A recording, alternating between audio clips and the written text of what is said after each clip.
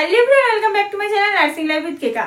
তোমরা অনেকেই আমাকে জিজ্ঞাসা করেছো দিদি বারাসাত মেডিকেল কলেজ এন্ড হসপিটালে অর্থাৎ আমি যেখান থেকে ট্রেনিং করেছি সেখানে হোস্টেল আছে কিনা। অনেকেই প্রশ্ন করেছো বিশেষ করে এএনএম এর হোস্টেল আছে কিনা।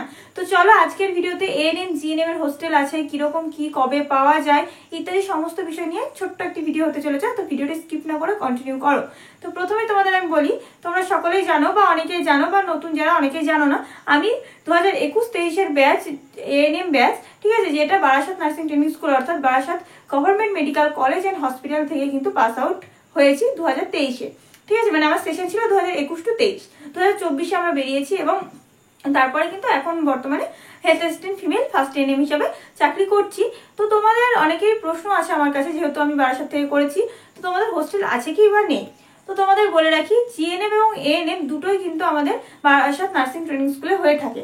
বিএসসি যদিও চালু হয়নি, তবে বিএসসি কিন্তু যেহেতু Barasat medical college and hospital হয়ে গেছে সেখানে কিন্তু বিএসসিও চালু হয়ে যাবে। তো সেক্ষেত্রে তোমাদের জিএনএম এবং এএনএম এর ইনফরমেশন দিচ্ছি।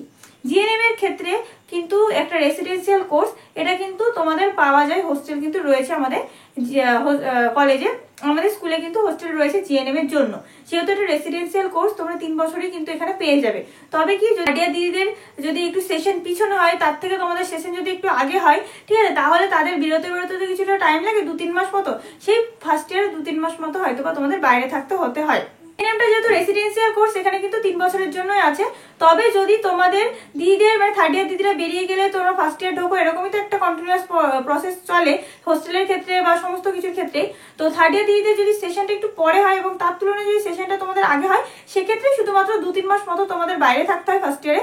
আদারওয়াইজ কিন্তু আমাদের ফার্স্ট ইয়ার, সেকেন্ড ইয়ার এবং থার্ড ইয়ার 3টে ইয়ারেই কিন্তু আমাদের কলেজে বা স্কুলে কিন্তু তোমরা হোস্টেল পেয়ে যাও এবং আসতে পারো। তোমাদের প্রয়োজনে অনেক ভিডিওর লিঙ্কই কিন্তু ডেসক্রিপশনে থাকছে, তো তোমরা যাও ভিডিওগুলো দেখে এসো। তাহলে তোমরা হোস্টেল পেয়ে যাচ্ছ জিএনএম এর ক্ষেত্রে। এবার এএনএম এর ক্ষেত্রে বলি, এএনএম এর ক্ষেত্রে একটা বিষয় আছে। এএনএম এর জন্য আমাদের কলেজে, আমাদের স্কুলে কোনো রকম হোস্টেল নেই, কিন্তু আমাদের অনেক জায়গায় বলে যে ফার্স্ট ইয়ারে দেয় না, সেকেন্ড ইয়ারে দেয় না, সেরকমও কোনো ব্যাপার না। মানে এএনএম এর জন্য কোনো হোস্টেল কিন্তু মানে গ্র্যান্ট করা নেই। তবে কি আমাদের জিএনএম দের হোস্টেল যে ফেসিলিটি আছে, যেটা যথেষ্ট পরিমাণেই মানে সঠিক, যথেষ্ট আর কি। তো সেখানে জিএনএম স্টুডেন্টরা থাকার পরেও কিছু সিট থাকে যেগুলো এএনএম স্টুডেন্টকে কিন্তু দিলেও দেওয়া হয়। প্রিন্সিপাল ম্যাডাম কিন্তু নিজের দায়িত্বে সেগুলো কিন্তু দিয়ে থাকেন। যারা খুবই মানে একটু দরিদ্র ফ্যামিলি থেকে বা তোমার ফিনান্সিয়াল কন্ডিশন অনেকটাই কম, যাদের অনেকটা অসুবিধা বা অনেক দূরে বাড়ি, ঠিক আছে, সবসময় যাতায়াত করতে পারে না, তাদের কিছু কিছু মেয়েদের কিন্তু দেওয়া হয়। সেই জন্য আমাদের এএনএম এর কিন্তু আলাদাভাবে হোস্টেল নেই, সেটাই তোমাদের বলি। তবে এটা হলো কি যে আমাদের প্রিন্সিপাল ম্যাডামের নিজস্ব একটা ডিসিশন, এবং অবশ্যই এটা আমাদের হেল্প করার জন্য, স্টুডেন্টদের হেল্প করার জন্য এই বিষয়টা তিনি করেছেন।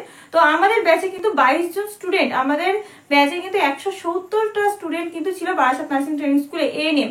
তো সেক্ষেত্রে কিন্তু 22 জন স্টুডেন্ট কিন্তু সিট পেয়েছিল, এবং তার পরের বারেও কিন্তু এএনএম দের সিট দেওয়া হয়, মানে আমাদের আগের পরের যে ব্যাচটা তারাও কিন্তু অনেককে সিট দেওয়া হয়েছে। তো আমাদের সেইভাবে দেওয়া হয়, কিন্তু আদার্স এএনএম বলে কিন্তু কোনো হোস্টেল নেই। এটাই তোমাদের বলার ছিল। তো আর আমাদের নার্সিং ট্রেনিং স্কুল সম্বন্ধে কিছু যদি তোমাদের জানার থাকে, সিস্টাররা কিরকম বা কিছু, সেগুলো তো অবশ্যই তোমাদের আগেই বলে দিচ্ছি, সিস্টাররা যথেষ্ট ভালো। আর সমস্ত একটা ইনস্টিটিউশনে তোমাদের বলি যে একটা ইনস্টিটিউটে কিন্তু করা বিষয়টা না থাকলেও হয় না। যদি টিচার তুমি যা খুশি করছো, কিছুই বলছো না, এই ব্যাপারটা থাকলেও হবে না।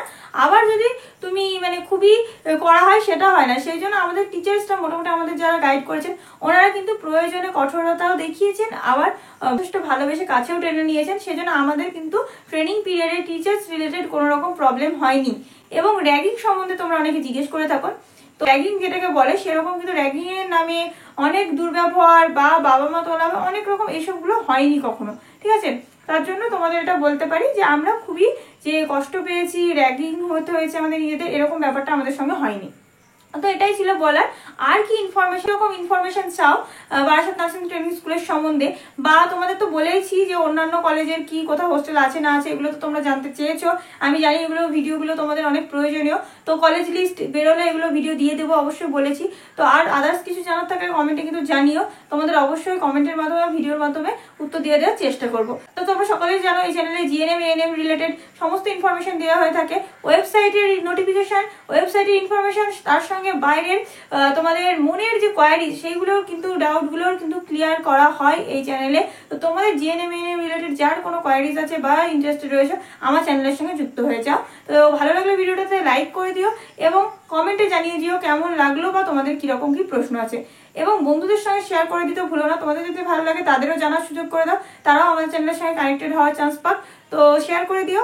আর যারা নতুন আছো অবশ্যই চ্যানেলে যাও, চ্যানেলটি ভিজিট করো এবং ভিজিট করে ভালো লাগলে দেন সাবস্ক্রাইব করো। সাবস্ক্রাইব করলে বেল নোটিফিকেশন অন করতে ভুলো না। দেখা হচ্ছে পরবর্তী ভিডিওতে। Thanks for watching.